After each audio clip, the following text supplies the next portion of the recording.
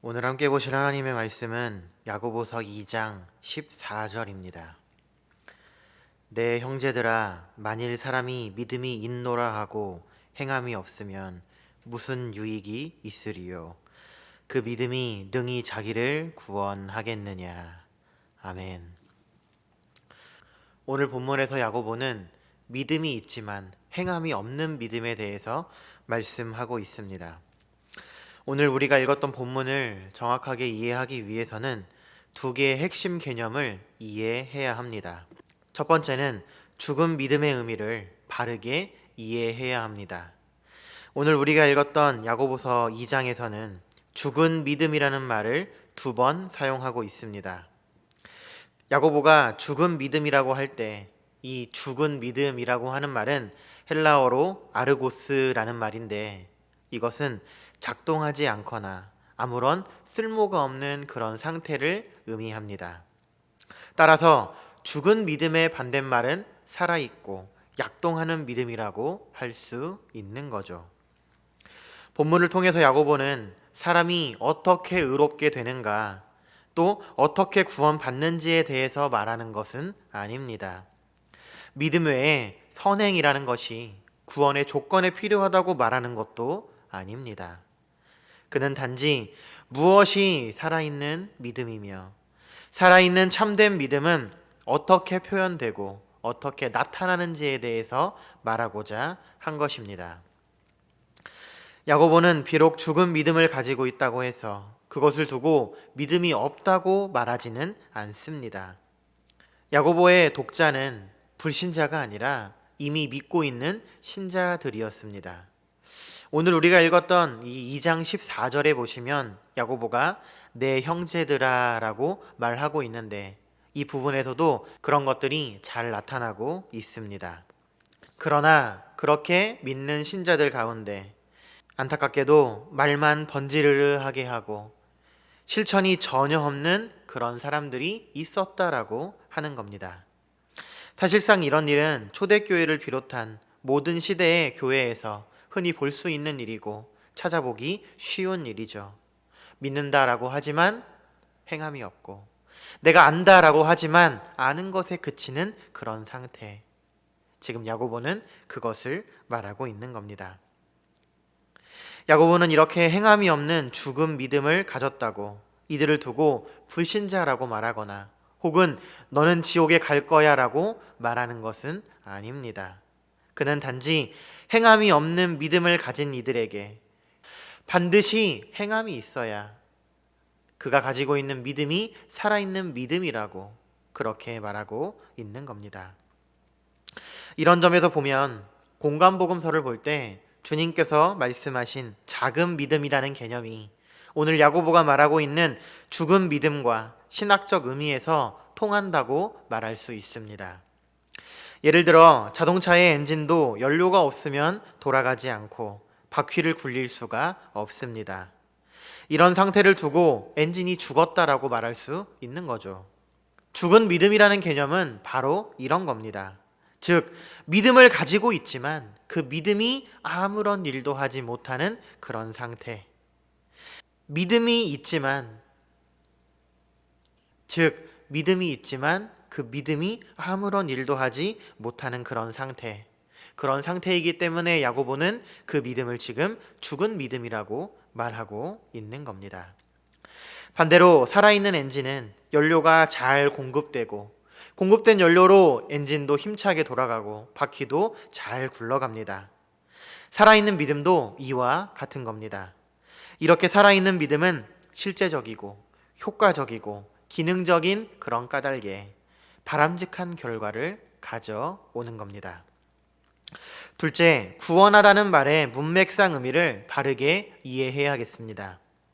히브리어 성경에서 이 구원이라는 말을 찾아보시면 총 812번 사용되었지만 영육의 구원이라는 의미로 사용된 것은 고작 58번이 전부입니다. 그러므로 구원이라는 말이 성경에서 등장했다고 해서 모두 다 우리의 영혼을 구원하는, 우리가 장차 하나님의 나라에 들어가는 그런 구원을 의미하는 것은 아닙니다. 구원이라는 말이 등장했다고 한다면 그것이 그 본문에서 무엇을 의미하는지, 그 본문을 통해 그 의미를 우리가 찾아내야 한다고 하는 겁니다. 14절에서 그 믿음이 구원하겠느냐라고 그렇게 말하고 있는데, 이때 구원이란 죄인의 신분으로부터 의롭게 되어 하나님의 자녀로 변화되는 그런 구원의 의미를 말하는 것이 아닙니다. 성도님들, 우리가 받는 이 신분의 변화를 신학적으로 성화라고 합니다. 그런데 이 성화는 두 가지가 존재합니다. 첫 번째는 단회적 성화이고 두 번째는 계속적 성화입니다. 단회적 성화는 우리가 구주를 믿고 예수 그리스도를 나의 구주로 받아들이고, 그리고 우리 신분이 진노의 자녀로부터 하나님의 자녀로 옮겨져 가는, 그렇게 우리의 신분이 변화되는 그 사건을 말합니다. 계속적 성화는 이렇게 변화받은 우리이지만 여전히 우리의 타락한 본성이 남아있는 겁니다. 신분의 변화가 있었긴 했지만, 신분의 변화를 가져왔지만 우리는 여전히 죄를 짓고 살아간다라고 하는 거죠. 그때 필요한 것이 하나님의 말씀을 듣고 그 말씀을 깨닫고 그 말씀에 감동받고 감화받아서 내가 하나님의 말씀대로 살고자 하는 그 노력과 어떤 행동, 거기에 반복되는 많은 일들, 그런 것들이 다 계속적 성화라고 말할 수 있습니다. 성도님들, 구원은 하나님께서 이루십니다. 하나님께서 우리의 구원을 예정하시고 예정하신 대로 예수 그리스도를 통하여 그 구원을 성취하셨고, 성령을 통하여 그 이루신 구원을, 성취하신 구원을 창세전에 선택한 자들에게 적용하시는 그 모든 사역은 모두 다 하나님께서 하시는 겁니다. 장차 그리스도의 재림으로 완성시키시는 그 모든 일도 하나님께서 다 하시는 겁니다. 여기에서 우리가 할 수 있는 일은 아무것도 없습니다. 그러나 우리가 하나님의 구원에서 할 수 있는 것이 딱 하나 있는데, 그게 무엇이냐면 바로 계속적 성화입니다. 말씀드렸던 것처럼 구원의 모든 것은 하나님께서 다 이루셨지만, 내가 하나님의 말씀을 듣고 그 뜻대로 살아가는 것에 있어서 우리의 노력이 필요하다는 겁니다.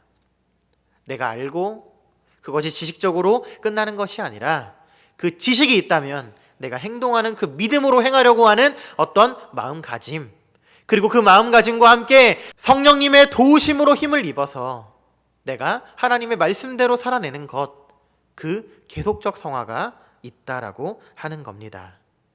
그리고 거기에는 반드시 우리의 노력이 들어간다라고 하는 겁니다. 성령께서 우리 마음에 하나님의 뜻대로 살 것을 요구하시지만 우리가 그것을 무시하고 행하지 않는다면 그것이야말로 오늘 야고보가 경고하고 있는 죽은 믿음이라고 할 수 있는 겁니다. 반대로 성령께서 우리에게 말씀하시고 요구하시는 그것을 따르면 그것이야말로 이 야고보서 전체를 통틀어 가장 강조하고 있는 살아있는 믿음, 행함 있는 믿음이 된다라고 하는 겁니다. 오늘 우리가 읽었던 14절에서 말하는 구원이란 우리의 신분적 변화인 단회적 성화를 말하는 것이 아니라, 우리가 이 땅에 살아가면서 하나님의 말씀을 듣고 하나님의 말씀대로 행하려고 하는 그 계속적 성화로서의 의미의 구원을 말하고 있는 겁니다. 다시 말하면 말과 결심에 그치지 않고 내가 가지고 있는 믿음과 더불어서 나의 행동이, 나의 삶이 그 믿음에 걸맞는 그런 모습으로, 그런 양상으로 드러나는 그런 말을 하고 있는 겁니다. 2013년 4월 흔히 대도라고 불렸던 조세영이 75세의 나이로 강남의 고급 빌라를 털다가 또다시 체포된 일이 있었습니다. 그는 특수절도를 포함하여 전과 10범에 이르릅니다. 그는 한평생을 교도소에서 인생을 낭비한 사람입니다. 그런 그도 한때 세례를 받고 간증집회의 강사로 활동하기도 했고, 그 활동하는 과정에서 만난 여성과 결혼해서 경비업체의 자문위원으로 일하기도 했고, 대학교에서 범죄학 특강을 하기도 했습니다. 그러나 어처구니 없게도 간증 집회를 위해 방문했던 일본에서 절도 행각을 벌이다가 체포되었고 3년 6개월 동안 복역을 하였습니다. 그런데 이 사람이 나는 믿는 사람이라고, 나는 교회 다니는 사람이라고 그렇게 말을 하고 다니는 바람에 믿음이 조롱거리가 되었고 교회가 손가락질을 받게 되었습니다. 과연 그가 구원하는 믿음을 가졌는지에 대해서는 사실 그 누구도 쉽사리 단정지어 말할 수는 없습니다. 왜냐하면 선행이라고 하는 것이 그 믿음의 유무를 가릴 수 있는 신뢰할 만한 증거이기는 하지만 절대적이고 최종적이고 결정적인 증거는 아니기 때문입니다. 그러나 한 가지는 분명합니다. 설령 그가 자신은 믿음이 있는 사람이라고 말을 한다 할지라도 그 비열한 행실을 고치지 않는 한 그것은 말에 그칠 뿐이라고 하는 것입니다. 믿음을 가지고 있다고 하지만 그 믿음이 아무런 역할을 하지 못하기 때문에 그는 슬픔과 파탄에서 헤어나올 수 없습니다. 왜냐하면 도둑질을 근절하지 못하는 한 믿는다고 한들 누가 그 믿음을 인정해 줄 것이며 그 헛된 믿음이 도대체 자기에게 무슨 유익이 있겠습니까? 해진 걸레와 같이 되어버린 삶을 지속하면서 입으로만 떠벌리는 그 믿음이 있다라고 한다면 그것이 다 무슨 소용이며 그것이 무슨 열매를 맺겠느냐 그런 말입니다. 그러나 어디 비판을 받아야 할 사람이 이 한 사람뿐이겠습니까? 정도의 차이는 존재하지만 우리 역시 말과 다짐에 그치고 실행하지 못하는 그런 상태에 머무는 때가 얼마나 많은지 우리 스스로를 한번 돌아보셔야 합니다. 우리가 나름대로 신앙 고백도 있고요, 열심도 있고요, 기도도 합니다. 그렇게 열심을 가지고 신앙생활을 하는데 도무지 삶이 따르지 않는 거죠. 행동이 나의 믿음을 따르지 못하는 겁니다. 그러면서도 선을 위한 의지가 있다고 하는 것으로 나에게 스스로 위안을 삼고 위로하고 그렇게 우리 인생 살아가는 것 아닙니까? 사실은 악행을 반복하는 참담한 사실에 대한 아픔이나 회개가 없는 그런 상태로 우리는 인생을 살고 있습니다. 소란스럽게 되지 않았을 뿐이지 우리 스스로도 죽은 믿음이라고 자인하지 않을 수 없는 반복되는 죄와 허물을 우리가 안고 살아가고 있다는 겁니다. 쉐렌 키에르케고르는 동시대에 활동하고 있는 신학자들이 가지고 있던 형식적인 그 신앙의 모습에 대해서 자주 비판을 하였고 풍자를 하였는데요. 이런 얘기가 있습니다. 어느 주일날 아침에 모든 거위들이 교회에 모였다. 뒤뚱거리며 예배당으로 걸어와 들어와서는 자리에 앉고 꾀꾀거렸다. 그러자 목사 거위가 강단에 들어섰고 성경을 펼쳐 읽은 뒤 설교를 했다. 거위들이여, 여러분에게는 날개가 있습니다. 날개를 가졌다는 이 한 가지 사실을 잊지 마십시오. 여러분도 그 날개를 사용해 독수리처럼 창공을 나를 수 있습니다. 우리도 하늘로 날아오를 수 있습니다. 우리는 우리의 날개를 사용해야 합니다. 라고 그렇게 말을 하였습니다. 모든 거위들은 아멘으로 화답하였고 용기 백배했지만 결국 교회에 올 때처럼 뒤뚱거리며 자기들의 집으로 돌아갔습니다. 이런 풍자를 통해서 키에르케고르가 지적하고자 한 것은 사람들이 매 주일마다 반복적으로 설교를 듣고 성경 공부를 하고 아무리 그런 노력을 한들 정작 자기 자신들의 삶에는 실제적인 변화가 아무것도 없다라는 그런 공허한 신앙만이 가득하다라는 그런 풍자를 가차없이 가했습니다. 그러나 이런 문제는 그 시대에 한정된 문제는 아닙니다. 그가 고민한 형식적인 신앙은 오늘날 우리가 살고 있는 이 사회에서도 만연해 있는 문제라고 할 수 있는 겁니다. 오늘날 한국 사회에, 아니 한국뿐만이 아니라 어느 나라에 가도 믿는다라고 하는 사람들의 행동의 삶을 본다면 행하지 않는 믿음을 가지고 있다라는 특징들을 가지고 있는 겁니다. 젊은 사람이나 나이 든 사람이나 할 것 없이 아무런 변화가 없는 그런 형식적인 신앙과 종교적인 기만은 이제 일상이 되어버려서 아무런 문제의식도 느끼지 못하는 그런 지경이 되어버린 겁니다. 진리의 말씀을 듣기는 하지만 삶의 변화를 위한 의지를 결여한 채로 그렇게 신앙생활하고 있는, 그게 우리의 문제라고 하는 겁니다. 신자라고 자처하면서 결코 형식적이고 위선적인 신앙에 안주하여 살아서는 안 되겠습니다. 죄를 짓고 사람들의 비난과 조롱을 받으면서 자신의 일신을 망가뜨리는 사람이 나는 믿는다고 떠벌린다면 그것은 도리어 하나님의 이름을 부끄럽게 하는 것입니다. 도리어 신자는 하나님의 말씀에 순종하여 자신의 믿음을 세상에 드러내야 하는 겁니다. 아브라함은 독자 이삭을 제물로 바치기까지 하나님의 명령에 온전히 순종함으로써 하나님으로부터 의롭다함을 받은 인물입니다.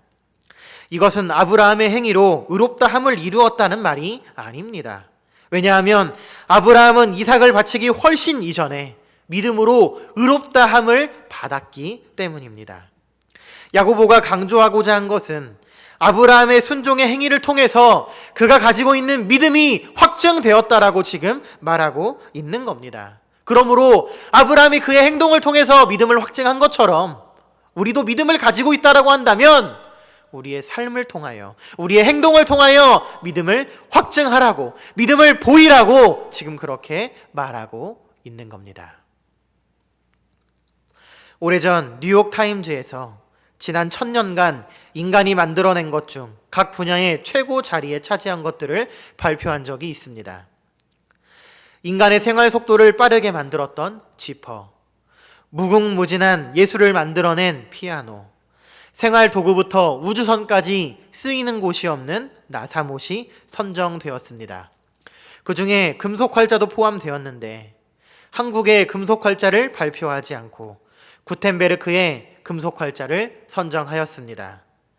발명 시점은 한국이 앞섰지만 제대로 적용되지 못했고 대량 출판의 길을 열지 못했다라고 하는 것이 그 이유였습니다. 반면 구텐베르크의 금속 활자는 성경의 대량 출판을 비롯하여 인쇄의 혁명을 이루었기 때문에 최고의 발명품으로 선정되었습니다. 이처럼 발명되어도 사용되지 못하거나 생활에 적용된 것은 아무 소용이 없는 겁니다. 아무리 위대한 것을 발명했다고 한들 그것이 우리 삶에 아무런 도움도 되지 않는다라고 한다면 그것이 도대체 무슨 소용이 있겠느냐 그 말입니다. 말하자면 적용되지 못한 지식은 죽은 지식이라 그런 말입니다. 이와 같이 적용되지 못한 믿음은 죽은 믿음이고 의미 없는 믿음입니다. 성도님들, 하나님의 말씀을 많이 아는 것 매우 중요합니다. 사도 바울이 말씀한 것처럼 그리스도를 아는 지식으로 자라가야 합니다. 그러나 아는 것에 그치고 행함이 없다면 그 지식이 무슨 소용이 있겠습니까? 성경에 보시면 귀신들도 하나님에 대한 지식이 있다고 말씀하고 있죠. 그러나 그 귀신들은요, 자기의 지식과 믿음에 따라 행동하지 않습니다. 귀신들은 인간보다 먼저 삼위일체 하나님에 관하여 잘 알고 있고 확실하게 알고 있습니다. 귀신들은 또한 장차 하나님의 마지막 심판이 있는 것도 너무나 잘 알고 있습니다. 그들이 알고 있는 것은 교리적으로 모두 옳은 것입니다. 그러나 이러한 귀신들의 하나님의 존재와 능력에 대한 지식이 있음에도 불구하고 귀신들은 절대로 구원받지 못합니다. 그 이유는 귀신들은 하나님에 대해 잘 알고만 있을 뿐 실제로 아는 것과는 반대로 행동하기 때문입니다. 그러므로 귀신은 죽은 믿음의 전형이라고 할 수 있는 겁니다. 성도님들, 성경을 보시면은요, 두 가지를 강조합니다. 하나는 믿음과 아는 것이 하나가 되는 것이고 다른 하나는 믿는 것과 행하는 것이 하나가 되는 것입니다. 구원하는 믿음에는 반드시 합당한 행동이 수반되어야 한다라고 하는 겁니다. 믿음이 있다고 말하면서 선행으로 믿음의 증거를 나타내 보이지 않는 사람들은 마태복음 7장 16절에서 그들의 열매로 그들을 알지니 라는 말씀대로 결실이 없는 자들이라고 말할 수 있는 겁니다. 오늘날 하나님의 존재를 인정하는 것이나 불신자보다 많은 성경 지식을 지닌 것으로 스스로 위안을 삼고 그것으로 만족감을 누리는 것에 그친다면, 그리고 그에 따른 행함이 없다면 자신의 믿음이 귀신의 믿음과 어떤 차이를 가지고 있는지 우리는 스스로를 점검해 보아야 합니다. 매우 심각한 생각을 가지고 우리 스스로의 믿음을 점검해 보셔야 한다, 그 말입니다. 우리가 선행에 의해 구원받는 것은 아닙니다. 그러나 우리가 선행을 위해 구원받았다라고 해도 과언이 아닙니다. 이 사실을 우리는 기억해야 합니다. 그러므로 우리 모두는 순종이라는 열매를 맺도록 노력하셔야 합니다. 순종하는 믿음은 필연적으로 좋은 열매를 맺지만, 그러나 자동적으로 좋은 열매를 맺는 것은 아닙니다. 좋은 씨를 심으면 좋은 열매를 구할 수는 있습니다. 그러나 종자가 좋다고 가꾸지도 않고 보살피지도 않고 물도 주지 않으면 그것이 저절로 좋은 열매를 맺는 것도 아니죠. 그것은 심고 가꾸고 내가 열심히 시간을 들이는 그 오랫동안의 수고를 통해서만 얻을 수 있는 겁니다.